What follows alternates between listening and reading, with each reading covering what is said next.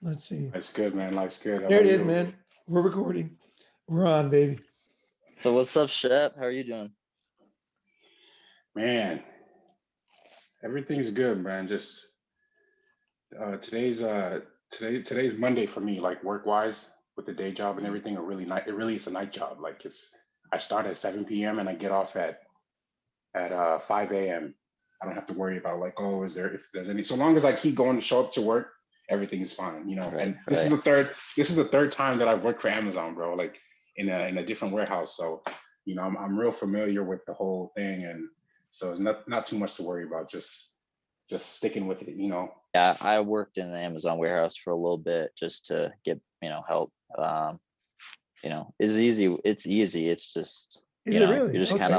you're just kind of like a number though, they just need you to move boxes around, scan them, and nothing really crazy. But, you're always in a new place. To me, I feel like every 6 months, right? You move around a lot. You're okay with a lot of, how do I say it? Like you don't really need stability, right? I feel like a lot of people they're attached to stability, right? They need that to feel comfortable. But you're very good at kind of just moving with the wind, like what have you done to kind of like sustain yourself financially when you first started doing this? Oh, wow. Wow. Interesting. This is interesting direction. Okay. So I started going around the world totally clueless. I basically sold my car. I finished school. I finished business management. I was like, everybody was getting serious jobs.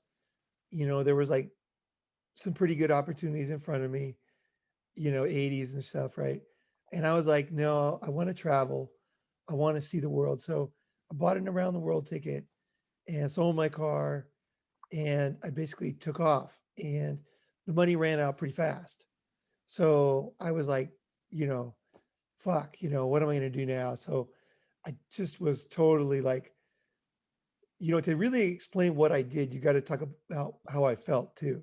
Cause I think that's what you're Hmm. really asking. Like, it's not just what did you do, but how did you fucking manage it? Right. So let me tell you what I felt. I was like, felt like the biggest idiot because I'm like, here I am, I had this girlfriend, I had this girl, I should say, that I had met in Greece. I had met this girl at a nude beach in Corfu, right?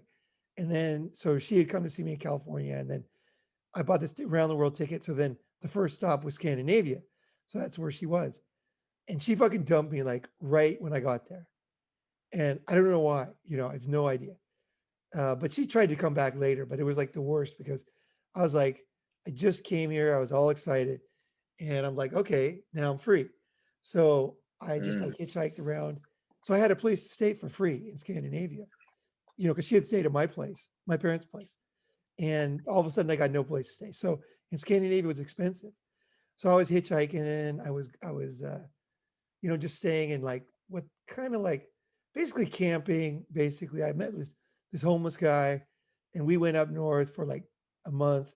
We just basically just hitchhiked and like he taught me how to make bread out of fucking basically flour and water out of the rivers and like walking along and just making a fire and then making like dough and cooking it. So we basically ate that and water, and then we just kind of just cruised around Sweden, like countryside. And then when I went to the cities, I didn't have any money, so I just basically looked for someone's yard to camp in. So I didn't have a tent. So what happened is I'd been hitchhiking in Norway, and then some guy picked me up. He was really nice. Couldn't speak English, Hey, but real quickly, how old are you around this time? I'm like early 20s. Okay. Yeah. So basically, he picked me up, and he's like looking, he's pointing to sleeping bag, and I'm like, no. And he's like, because I was like sleeping outside without a sleeping bag. He's like, he gives me a sleeping bag, right? He's like, you got a sleeping bag now, basically. So I stayed at his house. He made me good food. We fucking had a great time. So then he dropped me off. We took a nice picture on this killer glacier and shit. And then I took off hitchhiking with my sleeping bag. And then I had a sleeping bag, right? So then basically what I would do when I went to cities is I would look for like some kind of a structure. So basically, like they had these wood sheds where people would like chop wood for the winter and they wouldn't use them in the summer. So in the summer, so I was there in the summer. So I basically would go in people's wood sheds and sleep with my sleeping bag. And I just leave my sleeping bag and my backpack there cruise around the city for the daytime, but no one knew because I like looked good in the daytime, right? I'd be all shaved up and like Mhm. polo shirt and shit, walking around, picking up girls and stuff and having fun, right? I was like boning chicks. I was like having a great time, right? I couldn't bone them at the woodshed, but I would like bone them at their houses, right? So, Yeah. and then I would go back to my woodshed, right? So that's kind of what I did until basically it got pretty rough and I'm like totally out of money now. So I get down to this, like, I took a boat to this little island and I was really at the end of my rope. So I rented like a room for a couple days and then, I had no money and it was like a daytime place. It was like a day trip place. So there was all these waitresses, there's Swedish super hot waitresses. The only ones who lived there. It was like 20 girls, right? And oh shit, we're gonna run out of time. I'm gonna have to call you guys back. Uh, so okay. So as soon as this goes off, let's see here. We got 50 seconds. That's cool. Or not. Wait, no, let's see. Oh no, we got 10 minutes. Okay. So then I went to the owner or the manager and I said, "Hey, look, man," I said, I need I need a job, And she's like, "In Sweden, you can't work, under the table. It's impossible." Mm. And I was like, "Well, um, I can do anything, right? I'll just do anything."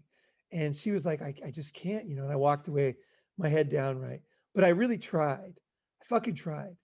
Like, when you try, Desmond, the difference when you don't try and you really try? There's a big difference.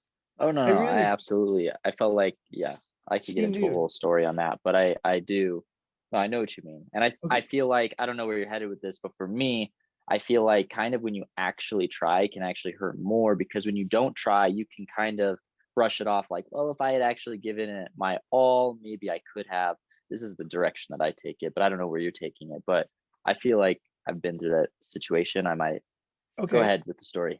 Here's what happened was no, that's another aspect of trying is you have to put your balls in the line, right? And you learn, yeah, it's not easy. That's why people don't do it, right? They half-ass do things. They talk to a girl a little bit. They don't But really I also talk I to her. also think part of the reason for that is so they can brush it off. It's not their ego, right? Because they can always tell the story to themselves. Well, if I Yeah, had actually given it my all, I could have, but and then the worst part is when they half-ass it, it yeah. just reinforces to themselves why they didn't want to do it in the first place. So it's just kind of like you Oh gotta yeah. give it your all. So what happened was I really tried and she, and so I walked away and then she stops me. She goes, "You know what?" She's like, "I was young once." She goes, "I traveled the world and I had no money." She's like, "I'm gonna find something for you to do." So she's like, she came up to me like the next day or whatever. And by the way, I was in paradise because the saunas were naked and there was all Swedish girls and me basically, right? At nighttime after the guests go home. It was just like 11 beautiful fucking girls, like 20 years old, and me in the sauna naked. It was fucking perfect, right? So I didn't want to leave, right? I'm like, this is awesome. So I was like, this is paradise because you can't believe how beautiful they were back then. They were skinny, like huge racks, huge smiles, like no makeup, no dyed hair, perfect blonde. I was blue. I was just like, this is amazing. So anyway, she comes up to me. She's like, "Look, can you paint?" And I'm like, I don't know. I could try. So she said, "You paint the barn basically, which is the hotel." So I got this ladder and I fucking painted a whole barn and I'm up on this ladder, falling off the fucking ladder because it was terrible ladder, right? But every few years they had to paint the hotel, so I painted the hotel. And she said, "Look, you can stay here for free, and you can eat food for free if you paint the hotel." So I did that, and that was it. That was enough. And then one of the girls fell in love with me, who worked there, and she's like, "Look, my dad owns a sawmill in the north, so you can go there, you can work. He'll pay you under the table, and then he's going to write it off for something." And I'm like, okay. So we went up north and I got a really killer job, paid like really good money. I didn't have to pay taxes and I made a fortune actually. And I worked at the sawmill, worked my ass off, lifting logs, fucking driving trucks.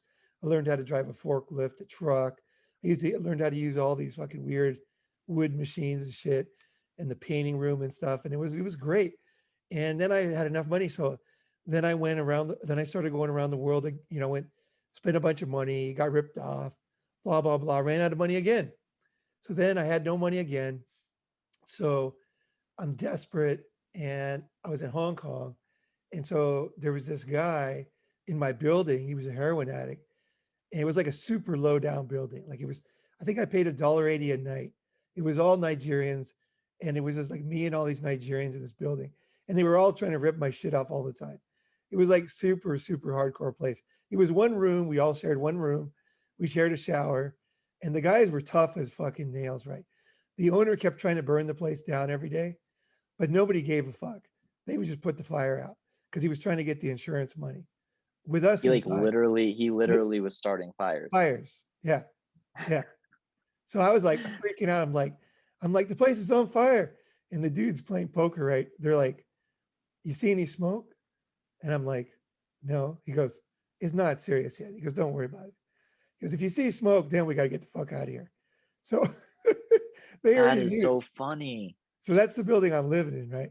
It's the owner's trying to burn it down, right? And anyway, so there was a heroin addict in this building, right? So I heard he was a good painter. So I asked him if he would paint some pictures for me and I could sell them on the street. So I went down on the street with his pictures at night, and I'm just standing there and I'm trying to sell this guy's paintings, right?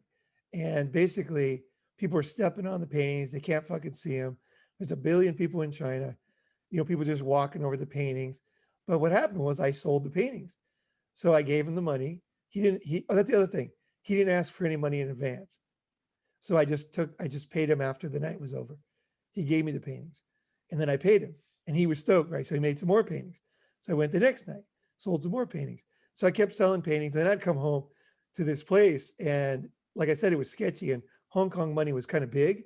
So like, it wasn't like dollars. Like, you get a big handful of shit, right? So I'd basically shove it into the locker when everybody was out for the afternoon, right?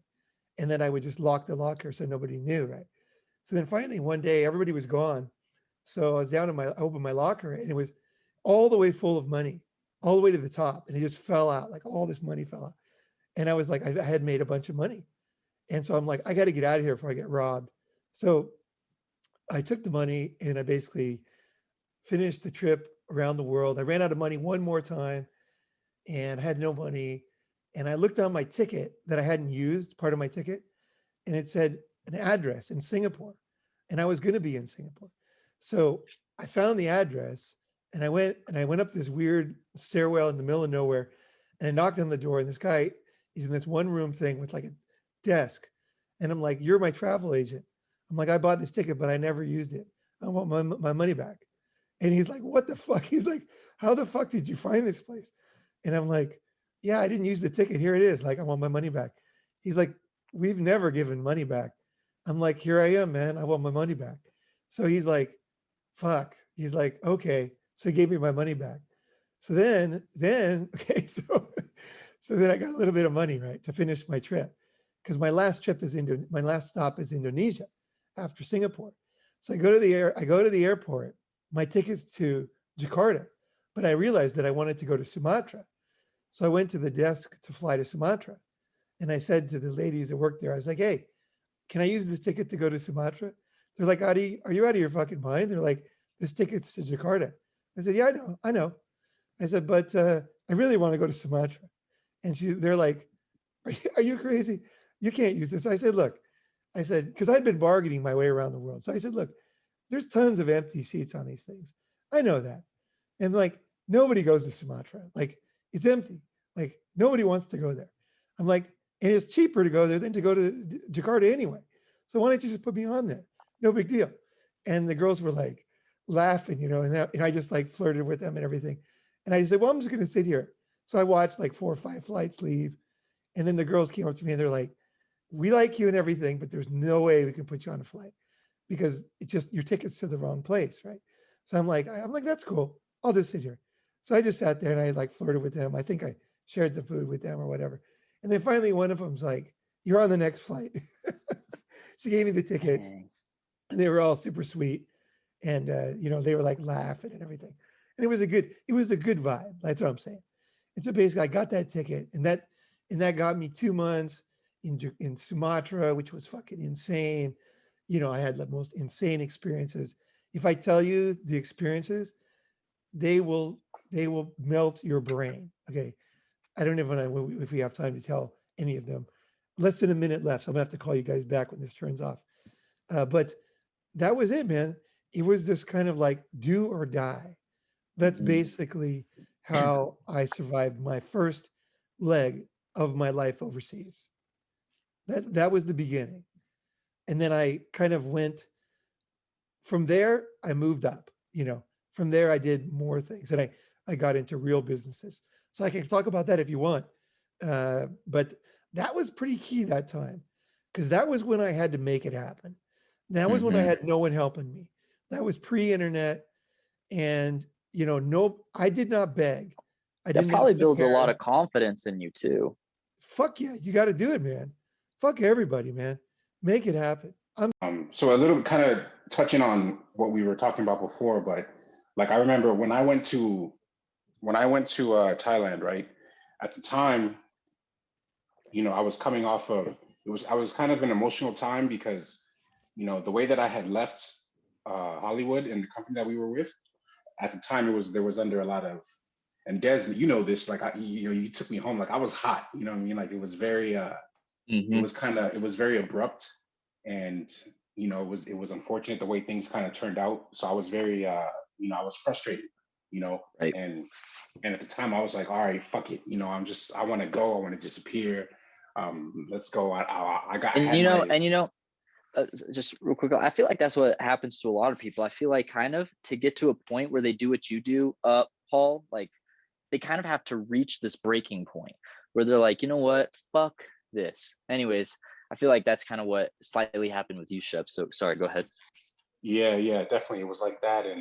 And I remember I went to the embassy, the Thai embassy in LA, and I got my visa so I could stay there for like officially 3 months. And I was like, all right, fuck it. I don't give a fuck. I'm staying out here for 3 months. I'm not coming back to the States. I'm gonna stay out there. I'm gonna just like whatever. I was over everything, and I was very angry. I was very frustrated and everything. But what I realized was, at least for me, I thought like after about 5 weeks, because I was there for 5 weeks. After that time, I was like, all right, I've had enough time to like think everything through, relax, enjoy where I was at, enjoy Thailand, enjoy hanging out with my cousin who was there, with Ronin, and so I was like, all right, after having this time where I could think and relax, where I was like, all right, bet I can come back now with a clear head and do whatever I need to do. And that was a 5 week stretch, right? So I think for me, what I've learned from that time, and then also this time with like the whole kind of financial aspect and being able to sustain yourself that we were talking about earlier, I think that it's like have some type of foundation, right? Whether you have a job where you work in a dedicated place, but you can take the summer, or you can take 2 or 3 weeks to go wherever you want. And every year you plan like, okay, I'm gonna go to Tokyo for 3 weeks. Next year I'm gonna do Spain for 3 weeks, and then maybe in the winter time I'll do Brazil for a few weeks, whatever. Or if you can do some sort of online business where your money isn't dependent on where you're living, and then obviously then it's no problem, you can go wherever you're at, wherever you want to go, you just need Wi-Fi. But for me, at least where I'm at right now, it's looking like I'm going to be based in one location, but I still want to travel. So the moves that I'm making are just like to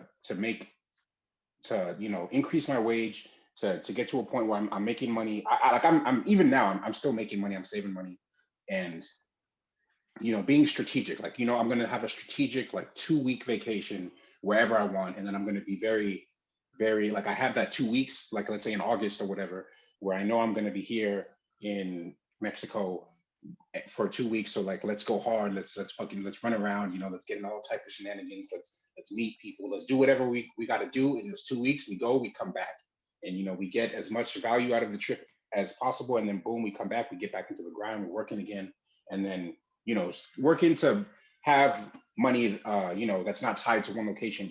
But the point is like, because at the time I was very kind of like Ronin, you were saying before how you were very like. It was like all or nothing, right? Like you had to go.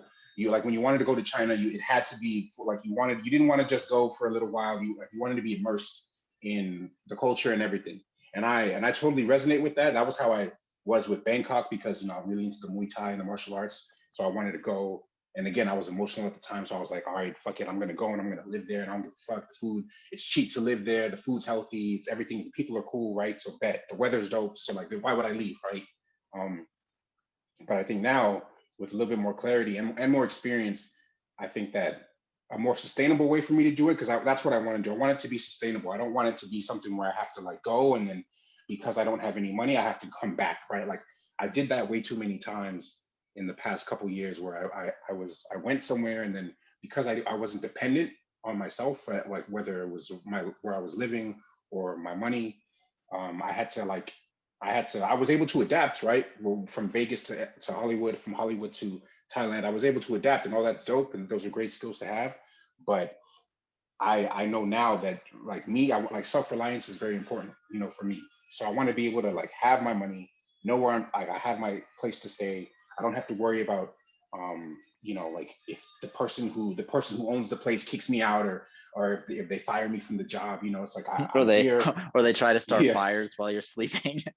yeah, or they trying to start fires. Any of that bullshit, right? So to just be in a place where I can be relying on myself and, you know, so whenever I can make the decisions and I don't have to feel rushed. I can be like, okay, this is what I'm doing. I can, you know, I'm self-sustaining and it doesn't have to be super great. It doesn't have to be for a year. It doesn't have to be for 3 months. It could be a 2-week trip. It could be a 5-week trip. It could be whatever, you know, and then come back and then regroup, make another plan and then keep it going because, you know, it's not something like it's something that I plan on doing traveling, something that I plan on doing for forever, you know, for as long as I can to the rest of my life. So, you know, I think that with that in mind, it's like I can play the long game and I don't have to feel like it has to be all or nothing. I think that's helped me a lot because for the longest time, I've always been very all or nothing. And I think that having a little bit more flexibility will go a much longer way. You know what I mean? Yeah, for sure. So I got an extra question, both of you. Shep, real quickly, did you get any lady boys out in Thailand?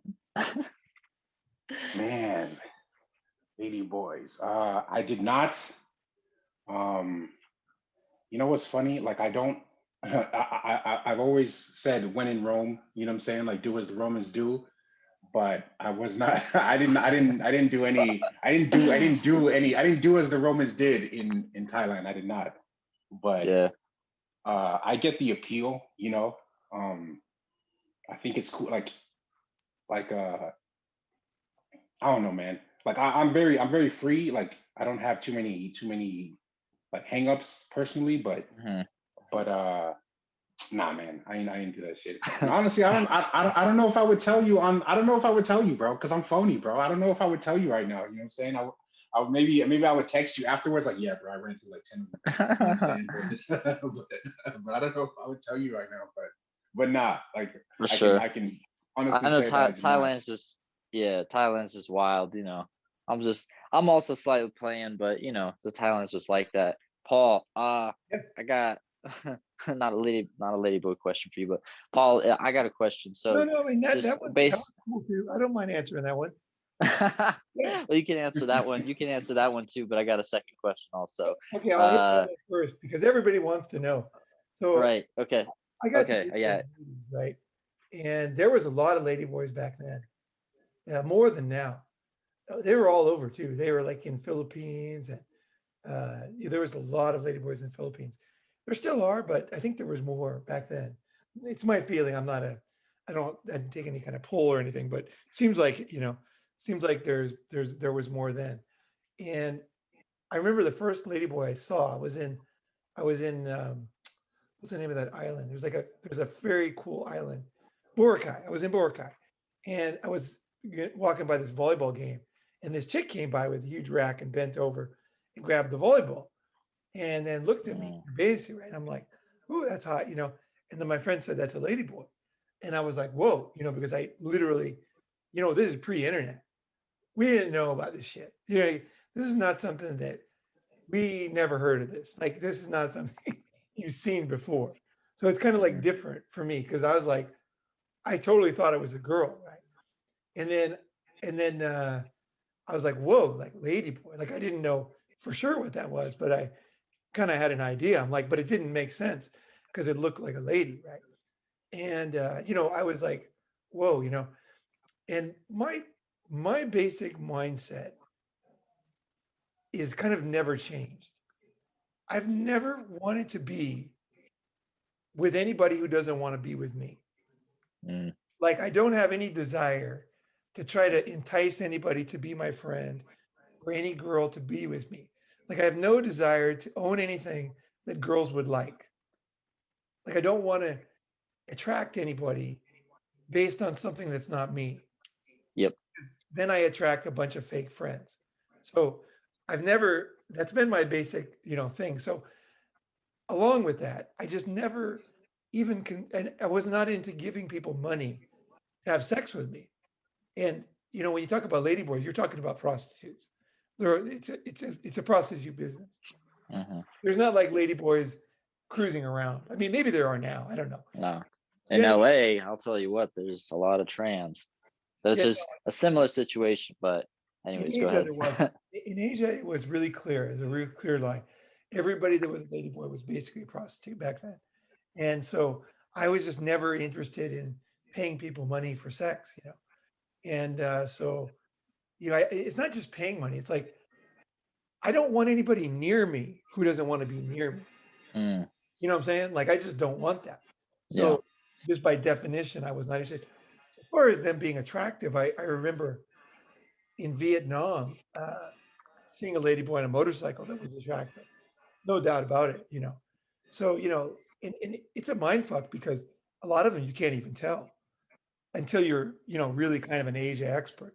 At this point, I've seen so many ladyboys that I can tell. I can kind of tell pretty good, but you never know for sure. It's very difficult to really know. Everybody thinks they know, but it's not easy. I find myself less and less attracted to prostitutes. I mean, I was never like into them, but I find them dirty and disgusting and covered in disease. Like, to me, it's like it's like rotten meat in the sun. Like, I can't see it as being attractive. Like, I like a sweet fucking college girl's pussy. You know what I mean? Yeah. Clean. You just want to fucking lick it. You can eat her ass. She's like delectable all the way through. Inside Yep. and out. Any kind of prostitute is, to me, very not sexy. They're Mm, just like, it's just disgusting. I just don't even understand it. It almost makes my skin crawl. So that's my answer there. yeah. Interesting. Yeah, I've never really had the desire either. I mean, I understand it from certain guys' perspectives, but yeah, Oh, I've never probably had one. I wouldn't be a what's up? probably 50%, something like that. What's 50%? When they go to Asia, they go with the lady boys. Oh, huh, interesting. It's a really high Well, I've percentage. never been to Asia, but if I do, I'll let you guys know if I try it. But I'm not planning on it, but I'm not necessarily against it. What was your So I question? guess the other question, more serious here. So kind of just relating back to the traveling, what would you say to someone who's, say, older, they have more responsibilities, maybe they have a family, or they have a mortgage, or they just have they have more responsibility. What would you say to them for someone who does want to go travel and kind of wants to be more adventurous? What would you say to help them? Okay, like a family, right?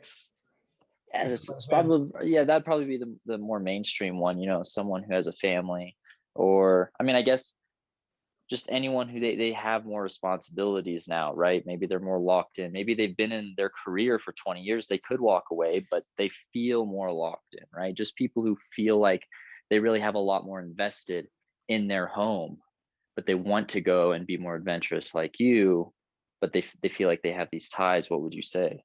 Well, I mean, let's see, a lot of things. One is, obviously with working, not going to the office, the question is becoming less and less important because more and more companies are offering packages to work online. Mm, So yep. I would say that you would definitely want to move towards a company or a situation where you could work online. Whether you're doing like, I stayed with a guy in Virginia Beach, and he was doing customer service online. And I saw several people making money online, as I traveled around in this last year in America. And so I say that you would definitely want to start leaning towards uh, working from home type job. And then that's different than working online. Working from home type job, I consider that totally different than like online marketing or YouTube. The other aspect is if you go to interesting places, then an online blog or something like that, travel blog, it can always work. It can always work. It's something that people are interested in, and some kind of a YouTube channel. Like for example, I started Ronin Man in Thailand. I didn't mean to. I just started it because I was there. But it turns out that was very good for the channel because a lot of people enjoyed the videos because they were kind of interesting, right? And that was kind of one of the big reasons why it got some original play. So I would say that there's a lot of reasons that you can make a YouTube channel easier overseas than you Mm. can where you are, like beautiful beaches, beautiful girls, you know what I mean? Beautiful mountains, interesting things. Yeah. Wow. So I would say that that would be one way that you could think about it. But I think as far as the fear and breaking away, there's no way to stop that one because there's basically two questions I always ask people when they ask for my help. Is one is they say, "How do I do this?" And I say, "When are you going to do it?" Because the real question is when, not really how. Most things you know how to do it. It's just a question of are you going to do it or not, right? So I would have a very honest discussion with myself about that, and really write it down. Like say, hey, don't use hyperbole. Like don't put yourself down. Don't say, oh, I'm not doing it because I'm not following through, or I'm not adventurous or whatever. Just what are the fucking reasons? You probably got good reasons. Like write them down. What are you going to give up? What are you going to lose? What are you going to risk? What kind of fears do you have? You know, and what's going to happen in 10 years?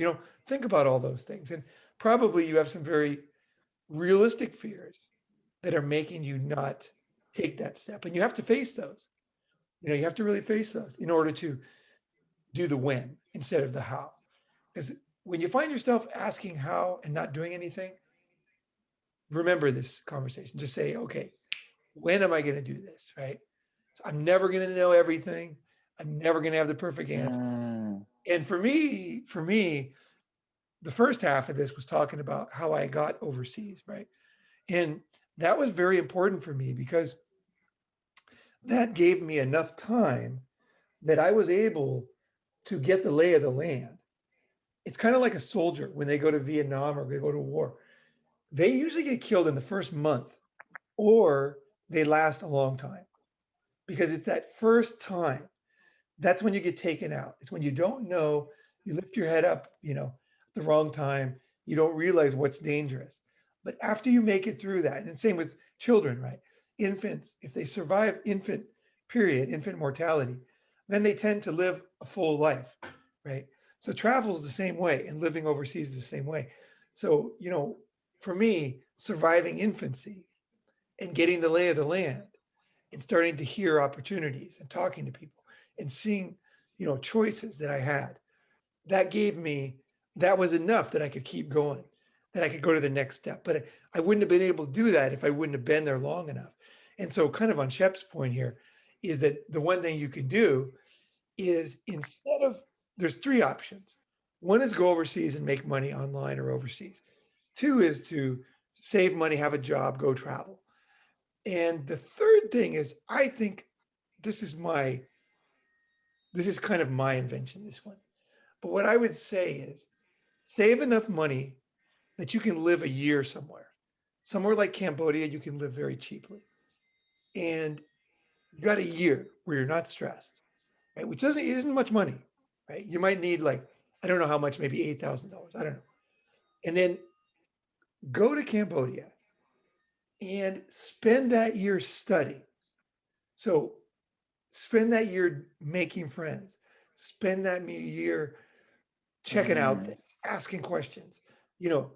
There's so many things you can do. One of my friends became very wealthy. Actually, I'm not kidding. Like he became very wealthy doing tours in Shanghai. And what happened was he spoke Hebrew. And so he did Jewish tours of Shanghai.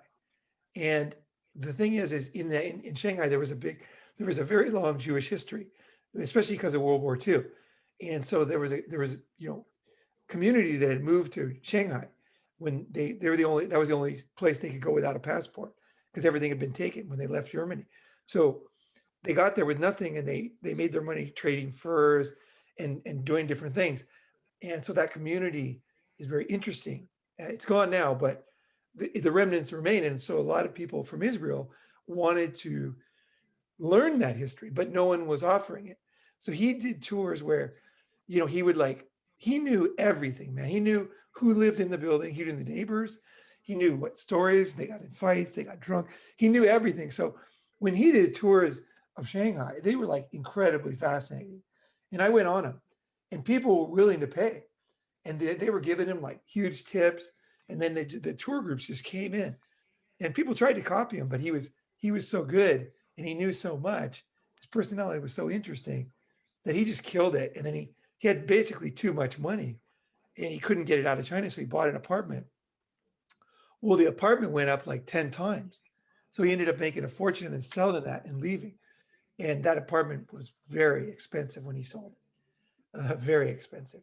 So he scored. So, there's many ways, that type of thing only comes from being there long enough that you get the lay of the land, Yep. and you find out your skills, how they fit into this neighborhood, in this area, this city, because other people do different things in Shanghai, and other people get jobs where they end up getting an expat job and coming back home. That happens. A guy I know, he's now representative for one of the electric car companies, and he's paid very well. He was just like a normal guy when I knew him, but now he's like this. He's like a face for this electric car company, and the company's doing well. He's happy. They're happy. Everybody's doing well. So I would say that the other option is to save enough money that you have enough time, and that when you get there, you don't fuck around. You don't get drunk all the time. You're not like chasing girls. You're like serious. You're like trying to figure out what's going on in this country. Who's doing what can I do? What's going on? And keep learning whatever it is that you were studying. And keep that mindset, and fate will come your way because people will notice you, because a lot of people, they go overseas and it's kind of like dad's out of town, so we're going to ruin the house. And that's the basic attitude they have, except it's their own life, And I say that if you are going to do this, spend a year overseas figuring it out with saved money, kind of, Ronin's plan here is you want to make sure that you're like a soldier. Every day you wake up and you report to work for yourself, and you're trying to figure out what's going on, who's doing what. Somebody owns it, somebody English speaking newspaper. I want to meet him. There's a business group, American Chamber of Commerce. I'm going to join that. Everybody's gathering on this day. I'm going to go there. Oh, there's this restaurant run by a foreigner. I'm going to check that out. There's a trade show and everybody's coming in. I'm going to go to that. And they just constantly curious, constantly traveling, constantly meeting people, and then good things will happen. Good things will happen. And there's a lot of opportunities overseas, but it takes time. You got to have at least a year to burn to really find something sweet, is my kind of take. And if you got 2 years to burn, it's even better. So if you had, like, let's say you had 20 grand and you were in like a cheap country, that's plenty of money for 2 years, plenty of money, so you got to be disciplined with your money too. So you can't let yourself get out of control of personal habits, keep your hair cut, keep your clothes clean, keep yourself shaved, meet people, learn, study, keep moving forward, keep a good attitude, stay healthy, have fun, meet a lot of people, keep your eyes open. Whenever you hear anybody's doing anything, listen, and you'll be amazed how many opportunities there are. There's tons of opportunities. Yeah. That's really good advice. I think, wow, I really liked, there's a lot there, but I really liked your, instead of how, the win. That's really good. That's something I'll definitely take away and think about. Instead of thinking about the how, think about the win. Yeah, make fun of yourself. It's like, oh yeah, the win again, or the how again, right? It's like, How many hows? How, like the Indians just said, how tonto, you know? Go to the mirror, Mhm. you know, say how, you know. Good to make fun of yourself, you know. Like, by the way, I stole that from Jerry Wise. He's really good. Jerry Wise channel. It's a psychology channel, but Yeah. he really like nailed that one. It's like, how, man? When are you gonna do it? Right? Yeah. Yeah. I like that. All right. Cool. Well, I do have to go, but I think that this was a very interesting conversation. Shep, you there? Yeah, man. Yeah, this was dope. It's always a pleasure, man. Yeah, man. It's a pleasure. Hey, Ronin, thanks for having me on, man. Hey, dude, thank you for being on, you guys. That was great. And I'm glad we got to Shep a chance to talk because the first time someone's like, you never talked. Shep is quiet, right? You know, he like takes Yeah. things in, you know. Yeah, Yeah. yeah. Y'all were going in, man. It was good. I think it was I learned a lot. I was taking notes myself, man. It was really, really good stuff. So I appreciate it. Awesome. All right, guys, have a happy Chinese New Year and everything. And thanks for being on. Thanks. Take All care. right, later. Take care. Bye.